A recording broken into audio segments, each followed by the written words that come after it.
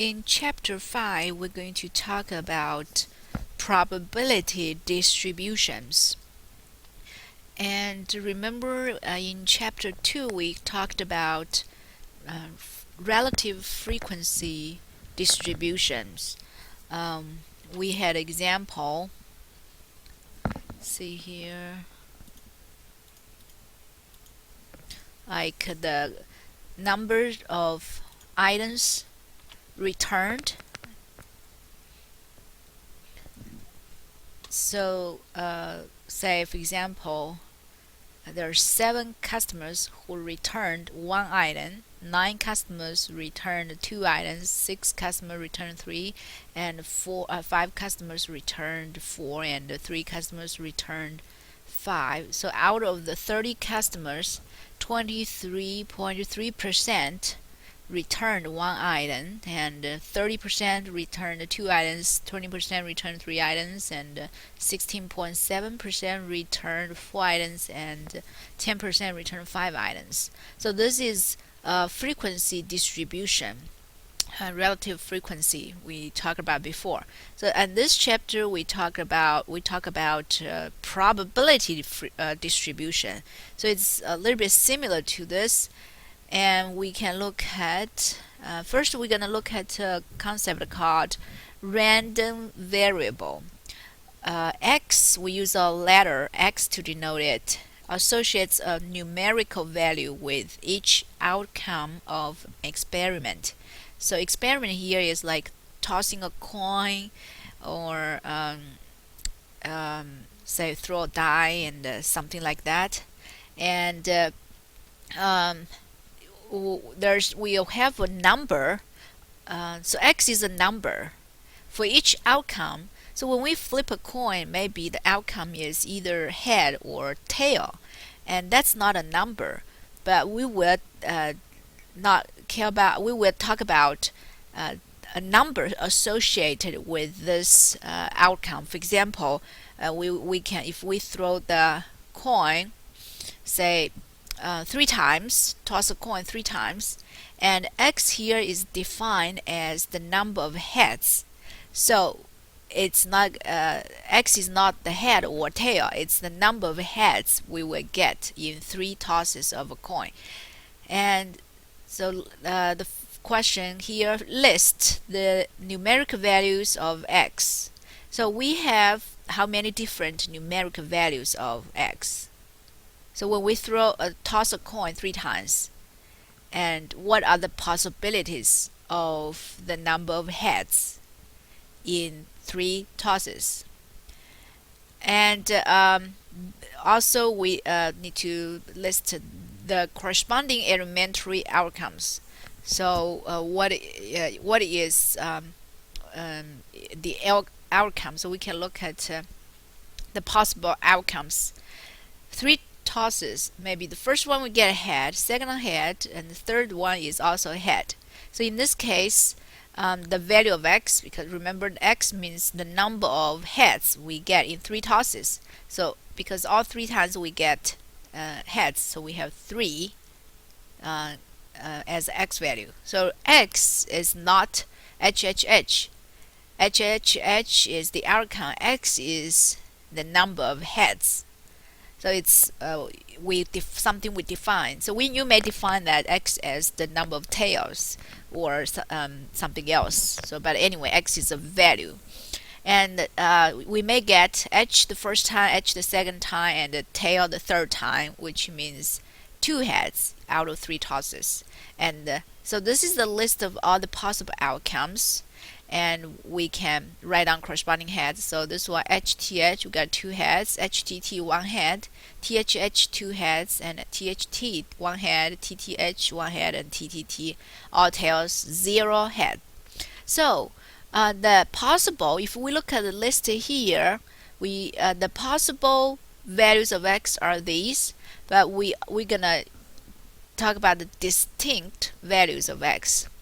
So with the other different distinct X values, we have 0, we have 1, we have 2, and we have 3.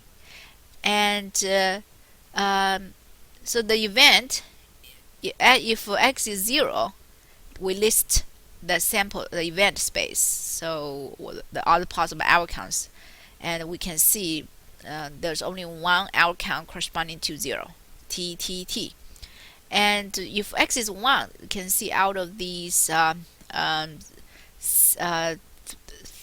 6, 8 possible outcomes, there are 3 ones, and one of them is HTT, the other is THT, and the TTH. So we make a list of all the events, all the outcomes when, if we have one head out of 3 tosses, and 2 heads out of 3 tosses. We look at the values here. We have HHT, HTH, and THH. So we listed them here. And 3 heads out of 3 tosses. There's only one possibility, HHH. So in the homework, you will have a similar question ask you to list the outcomes, and then that would be something like this. So it's not a number outcomes, but if they also will define something, a number, x as a number, and so in this case, and the number of heads. So you will count how many heads in each corresponding to each outcome, and you will list the distinct values 0, 1, 2, 3. Okay, so that's an example and a random variable.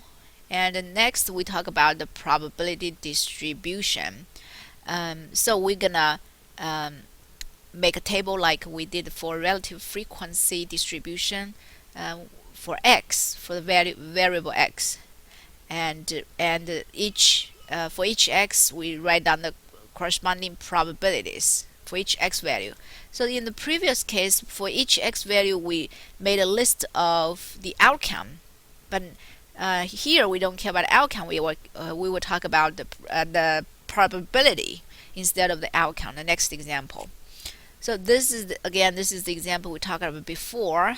That's the number of items returned. You can compare with this table here. So for value x, it could be 0 heads, 1 head, 2 heads, 3 heads. So similar to the previous example in chapter 2, you may have 1 item returned, 2 items returned, 3 items returned, 4 items returned, something like that. For each value, we instead of having relative frequency, we talk about probability. So what is the probability of getting? So it's like, what's the chance of getting 0 heads? What's the chance of getting 1 head, 2 heads, or 3 heads? That's the corresponding values. You can use fraction or you can use decimals. Say 1/8 is 0.125, and 3/8 is 0.375, and so on. If you want to use decimals, that's also fine. Okay, so the question is, how did we know it's 1/8? Because this is not as easy as one toss. We know if we do one toss, the probability of getting 1 head is 1/2. And what's the probability of getting 0 head, which means you're getting a tail, that's also 1/2. But here we have 3 tosses, so how do we find out the probability for each one? Okay, so let's go back to look at the outcomes for each x value. So we know that if x is 0, that's the corresponding, so 0 heads, which means you get all tails, t, t, t. And so if we want to find out, p represents probability here. Probability of x equal to 0, which means the probability of t, t, t. And so what we do is, as we talked about before, we have talked about independent events, independent. So event A and event B, if they're independent, that means the probability of the first event will not affect the probability of the second event. So you will get a same probability. Say first time, the probability of the second time you getting a tail has nothing to do with what you get the first time. So even if the first time you get a tail, it doesn't mean you will get a tail. You have a high probability of getting a tail the second time. So you will still, the probability of getting a tail is still 1/2. You won't be, like bigger than 1/2. So in this case, we know that the probability of getting a tail at the first toss is 1/2, and the probability of getting the tail at the second toss is still 1/2, and the probability of getting a tail at the third toss is still 1/2. So we multiply them, and that's the probability we learned before. If all the events are independent, the probability of the intersection TTT means first time getting a tail at the first time, and getting a tail at the second time, and getting a tail at the third time, the third toss. So that's intersection, and intersection case, if all of these events are independent, we can simply multiply them. And that's the simplified formula for intersection. So we get 1/8, 1/2 times 1/2 times 1/2, which is 1/8, which is the value corresponding to the probability corresponding to 0. And then similarly, we can look at the probability if x equal to 1. We have these three possible cases.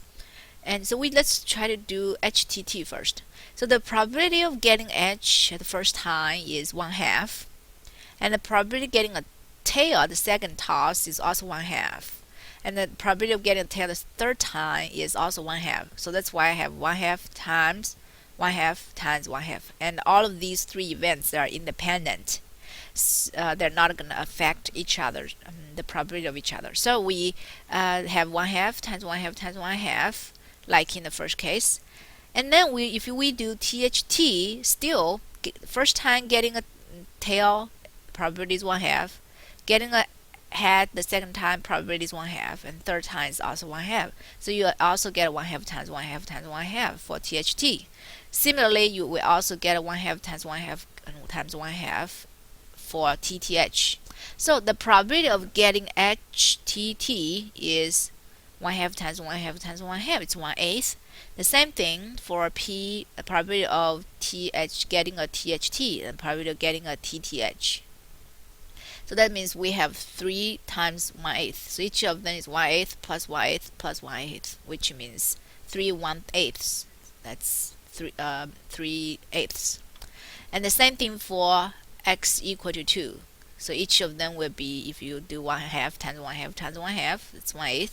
And you have 3 1/8, so that's 3/8.